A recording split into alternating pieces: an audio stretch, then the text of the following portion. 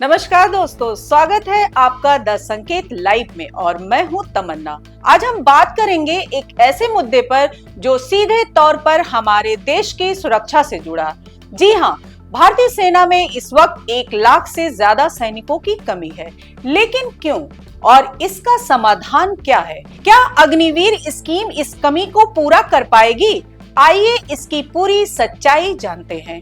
अगर आप हमारे चैनल पर नए हैं तो अभी सब्सक्राइब करें और बेल आइकन दबाना ना भूलें। तो दोस्तों, रक्षा मंत्रालय ने हाल ही में संसद की एक समिति को बताया कि भारतीय सेना में इस वक्त कुल 12.48 लाख सैनिक है, लेकिन फिर भी 1 लाख से ज्यादा पद खाली हैं।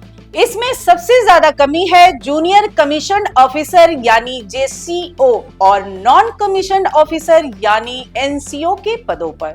करीब 92,410 पद खाली है, जो कुल स्वीकृत पदों का 7.72% है।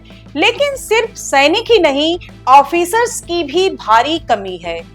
1 जुलाई 2024 तक के आंकड़ों के मुताबिक सेना में 50,538 ऑफिसर पद स्वीकृत है, लेकिन भरे हुए हैं सिर्फ 42,095, यानी 16.71% की कमी।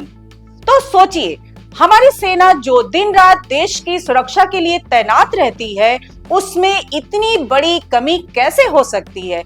आइए इसकी वजह समझते हैं। तो दोस्तों, सबसे बड़ी वजह है कोविड महामारी। 2020 और 2021 में 2 साल तक सेना की भर्ती पूरी तरह बंद रही। वहीं दूसरी तरफ हर साल करीब 60,000 सैनिक रिटायर होते हैं। इसका मतलब इन 2 सालों में लगभग 1,20,000 सैनिकों की कमी सीधे तौर पर हो गई। अब 2022 में सरकार ने अग्निवीर स्कीम शुरू की, जिसके तहत हर साल करीब 40,000 अग्निवीर भर्ती हो रहे हैं। लेकिन ये संख्या कोविड की कमी को पूरा करने के लिए काफी नहीं है, यानी भर्ती की रफ्तार रिटायरमेंट की रफ्तार से पीछे चल रही है। तो सवाल ये है, क्या अग्निवीर स्कीम वाकई इस समस्या का समाधान है?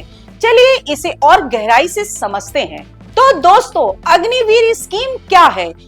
ये एक ऐसी योजना है जिसे 2022 में केंद्र सरकार ने लॉन्च किया था। इसके तहत सेना, नौसेना और वायुसेना में 4 साल के लिए युवाओं की भर्ती होती है। इसमें 6 महीने की ट्रेनिंग भी शामिल है। 4 साल बाद इन अग्निवीरों को उनकी परफॉर्मेंस के आधार पर रेटिंग दी जाती है और फिर 25% अग्निवीरों को ही परमानेंट सर्विस मिलती है। बाकी 75% को सेना से बाहर जाना पड़ता है। ये स्कीम ऑफिसर्स रैंक से नीचे के सैनिकों के लिए है, जिन्हें पर्सनल बिलो ऑफिसर रैंक यानी PBOR कहा जाता है। भर्ती साल में 2 बार रैली के जरिए होती है।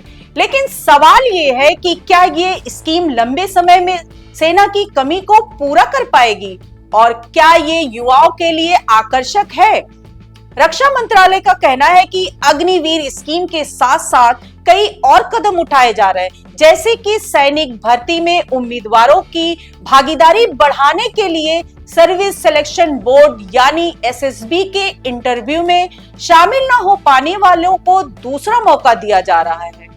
SSB के बैच को दोगुना किया गया है और मेडिकल जांच का समय 8 से 10 दिन से घटाकर 2 से 3 दिन कर दिया गया है। ऑफिसर्स की भर्ती के लिए भी प्रक्रिया में सुधार किया गया है। चेन्नई की ऑफिसर ट्रेनिंग एकेडमी में नई ट्रेनिंग विंग शुरू हुई है। साथ ही टेक्निकल एंट्री स्कीम को 3+1 साल के मॉडल में बदला गया है, जिससे ट्रेनिंग का समय 1 साल कम हो गया है। लेकिन दोस्तों, क्या ये कदम काफी है? आपकी क्या राय है? तो दोस्तों, ये भी भारतीय सेना में सैनिकों की कमी की पूरी कहानी। एक तरफ कोविड ने भर्ती पर ब्रेक लगा दिया, तो दूसरी तरफ अग्निवीर स्कीम को लेकर बहस जारी है। क्या आपको लगता है कि ये स्कीम सेना की जरूरतों को पूरा कर पाएगी या फिर और बड़े बदलाव की जरूरत है? आपकी राय कमेंट बॉक्स में जरूर बताएं। नमस्कार।